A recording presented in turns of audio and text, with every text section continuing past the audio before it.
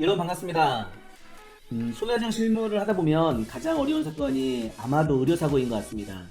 그 사고의 원인을 분석하고 또 진료기록 분석을 통해서 의사나 병원의 과실을 찾는 것도 힘든 일이지만 또 그에 대한 입증을 병원을 상대로 또 병원이 가입한 보험회사 상대로 손해배상금을 청구한다는 일이 쉬운 일은 아닌 것 같습니다. 과거에도 제가 의료사고에 대해서 법원에 판결을 올려드리고 실제 사례도 제가 영상을 올리기도 했는데요. 오늘은 의료사고에 대한 또 실제 사례를 한 가지 더 가지고 나왔습니다.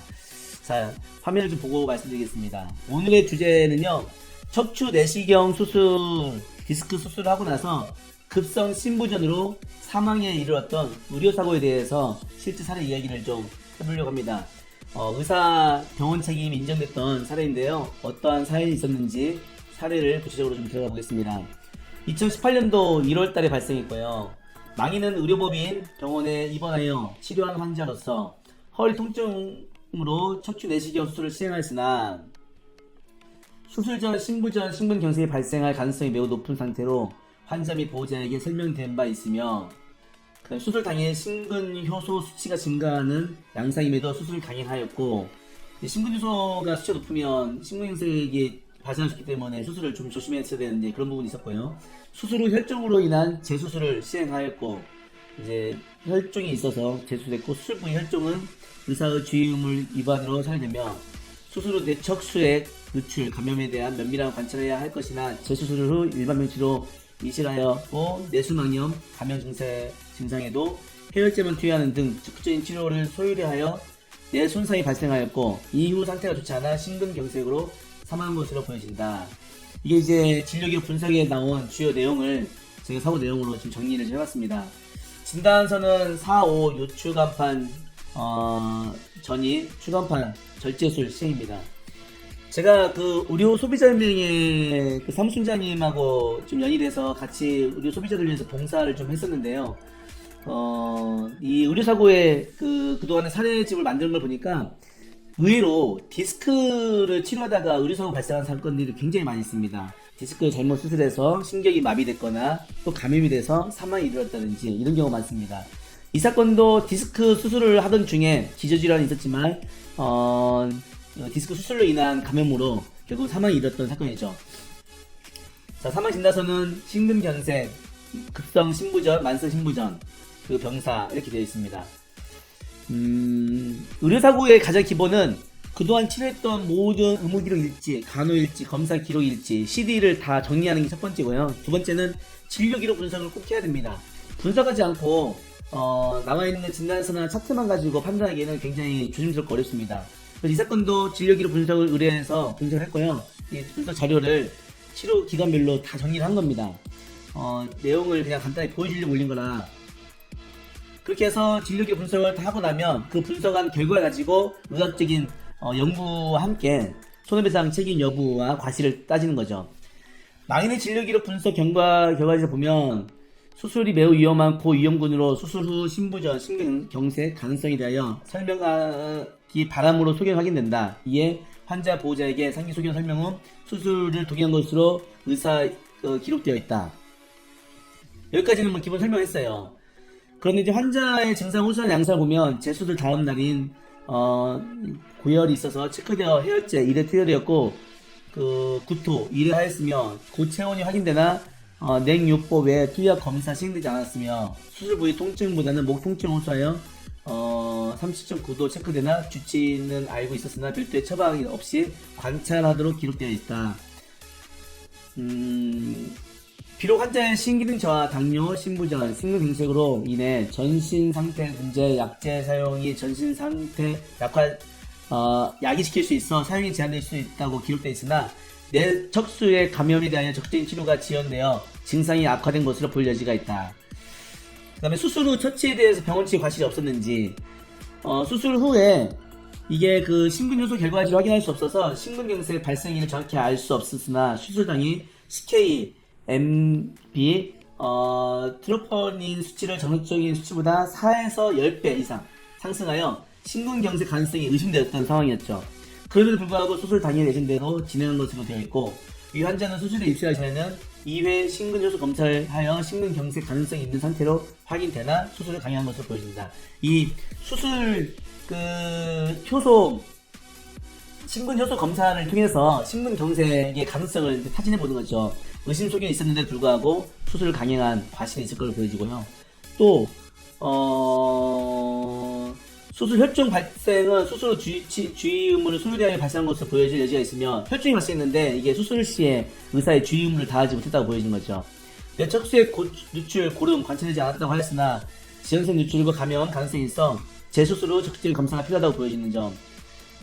그런데 수술 기록지에는 뭐 직접 작성한 일치하지 않는 점, 이런 것들을 가지고 수술 후 처치에 대해서 과실 여부를 따져봤습니다.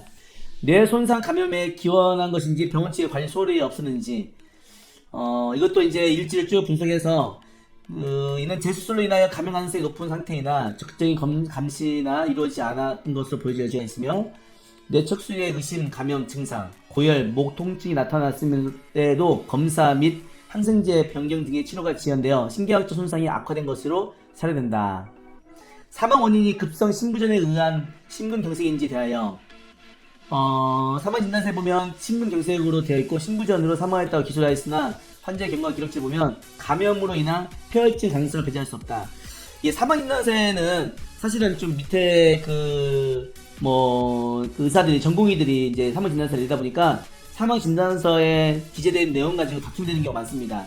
예전에 서울대병원의 그 물대포 사건으로 사망 진단서에 질병으로 되어 있다고 해서 굉장히 언론에 굉장히 몰매를 맞고 시끄러웠던 적이 있었죠. 병원장까지 나와서 사과도 하고 나중에 재판도 했던 그 사건이 있었습니다. 제가 현장에서 일하다 보면 사망 진단서의 사망의 원인이나 그 내용이 잘못 기재되거나 또는 너무 의사 입장에서 아니다게 기재를 해서 보험회사 청구나 민사 청구하는데 다툼이 되는 경우가 많이 있습니다. 이 사건도 심근경색으로 되어 있지만 사실은 진료 기록이라는 걸 비교해보면 폐혈증으로 사망 가능성이 크다는 거죠. 감염에 의해서. 이렇게 사망이 이런 경우가 많이 있습니다. 그럼에도 불구하고 이제 단순히 심근경색으로만 되는 경우도 있고요. 자, 관련 규정은 민법 390조 뭐 이런 규정을 통해서 손해배상 책임이 있다고 주장한 거고요. 채무 불이행은 항상 얘기하지만 환자는 돈을 내고 의사에게 치료받을 권리가 있고 의사는 돈을 받았기 때문에 그 이행에 따라서 성실하게 치료하고 주의하고 설명할 의무가 있는 거죠. 이런 게 이제 채무 불이행 됐을 때는 그에 대한 손해배상 청구를 할 수 있는 겁니다. 수술 부위 혈종은 의사가 주의임을 위반하여 살되며 수술 후 뇌척수의 누출, 감염에 대하여 면밀히 관찰해야 하나 재수술을 일반 병실로 이식하였고 뇌수막 감염 증상에도 해열제만 투여하는 등 적응적 치료를 소홀히 하였습니다. 따라서 진단검사에도 뇌수막염이 의심되나 감염에 대한 치료가 지연되어 뇌손상이 온 것으로 볼 여지가 있습니다. 수술 후 환자의 전신상태가 좋지 않아 심근경색으로 사망했다고 사망진단서에 발행되었으나 입원 중 재수술 후 뇌수막염 등 발생한 점을 보아 감염으로 인한 폐혈증으로 사망했을 가능성을 배제할 수 없을 것으로 판단됩니다. 의학적 근거를 찾아야 되는 거죠. 참 어려운 일입니다. 자, 책임의 제한, 과실 부분입니다. 과실인데요. 제가 의료사고와 민사책임에서 과실에 대한 설명을 했지만 여기서 또 다 얘기하기 그래서 과실은 그 사례를 빗대어서 60% 정도, 의사의 과실 60% 정도, 기저질환이 있기 때문에 40% 정도는 피해자 책임지고 60%의 책임을 물을 수 있다라고 판단했습니다. 이 부분은 그 앞 영상에 있으니까 패스하고 넘어가겠습니다. 자, 위자료인데요. 그 불법행위 책임의 위자료는 뭐 9천만 원, 1억 이렇게 평가를 하지만 이런 그 의료사고나 그 요양원 배상책임 사고나 이런 사고들은 불법행위 사고처럼 위자료를 이렇게 많이 평가하지 않습니다. 망인 위자료를만 2, 3천만 원, 그리고 배우자, 자녀를 해서 뭐 2, 300만 원이나 500만 원씩 각각 평가하는 게 법원의 입장입니다.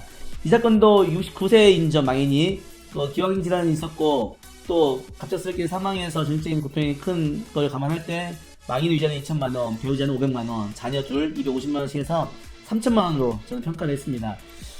수원지방법원의 2012년도에 보면은요, 이와 비슷한 의료사고에 있어서 위자료를 2천, 1,500에서 4,500만 원 평가하는 게 있고요.